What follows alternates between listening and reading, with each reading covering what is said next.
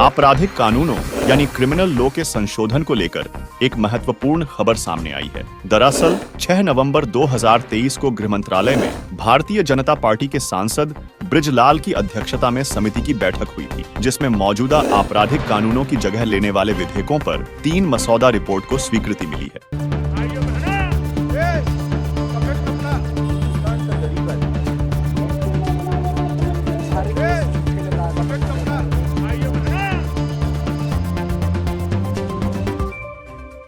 अंग्रेजों के जमाने से चले आ रहे हैं आपराधिक कानून भारतीय दंड संहिता आईपीसी, दंड प्रक्रिया संहिता सीआरपीसी और भारतीय साक्ष्य अधिनियम को काफी समय से बदलने की मांग की जा रही थी, जिस पर समिति ने 3 महीने का समय मांगा था, जो कि 11 अगस्त से चलकर 6 नवंबर को खत्म हो चुका है। 27 अक्टूबर को हुई बैठक में कमेटी ने ड्राफ्ट रिपोर्ट को स्वीकार नहीं किया था। कुछ विपक्षी सदस्यों ने ड्राफ्ट पढ़ने के लिए और समय मांगा था। कमेटी ने उनकी मांग मान ली थी। न्यूज एजेंसी पीटीआई के मुताबिक ये बिल सोमवार 6 नवंबर की बैठक में मंजूर कर लिए। विपक्ष ने मांगा था बिल पढ़ने का समय। इससे पहले कांग्रेस नेता पी चिदंबरम समेत विपक्षी सदस्यों ने कमेटी के अध्यक्ष बृजलाल से ड्राफ्ट पर फैसला लेने के लिए दिए गए समय को 3 महीने बढ़ाने का आग्रह किया था। सदस्यों ने कहा था कि चुनावी लाभ के लिए इन विधेयकों को उछालना सही नहीं है।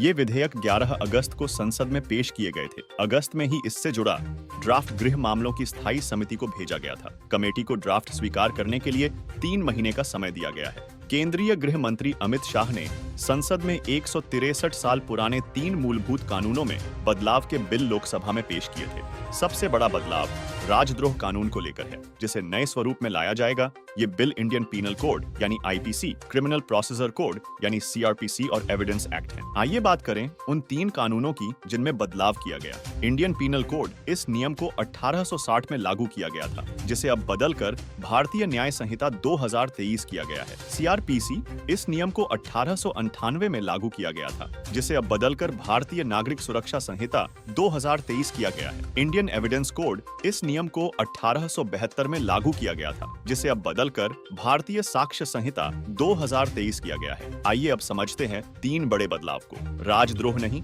अब देशद्रोह। ब्रिटिश काल के शब्द राजद्रोह को हटाकर देशद्रोह शब्द आएगा। प्रावधान और कड़े किए। अब धारा 150 के तहत राष्ट्र के खिलाफ कोई भी कृत्य, चाहे बोला हो या लिखा हो या संकेत या तस्वीर या इलेक्ट्रॉनिक माध्यम से किया हो, तो 7 साल से उम्र कैद तक सजा संभव होगी। देश की एकता एवं संप्रभुता को खतरा पहुंचाना अपराध होगा। पहली बार छोटे मोटे अपराधों जैसे नशे में हंगामा, 5000 से कम की चोरी आदि के लिए 24 घंटे की सजा या 1000 रुपये जुर्माना या सामुदायिक सेवा करने की सजा हो सकती है। अभी ऐसे अपराधों पर जेल भेजा जाता है। अमेरिका यूके में ऐसा कानून है। मॉब लिंचिंग में मौत की सजा का प्रावधान 5 या ज्यादा लोग जाति, नस्ल या भाषा आधार पर हत्या करते हैं तो न्यूनतम 7 साल या फांसी की सजा होगी। सरकारी दावों के अनुसार बिल पेश करने से पहले व्यापक रायशुमारी की गई है। संविधान की 7वीं अनुसूची के अनुसार कानून व्यवस्था और पुलिस राज्यों का विषय है। समान नागरिक संहिता पर विधि आयोग के माध्यम से राष्ट्रीय बहस हो रही है। इसलिए आपराधिक कानूनों में बदलाव से पहले राज्यों से परामर्श के साथ देश में सार्थक बहस जरूरी है। बाकी आपका इस कानून पर क्या कहना है, हमें कमेंट में बताएं और वार्ता 20 न्यूज चैनल को सब्सक्राइब करें। आप देख रहे हैं वार्ता 24।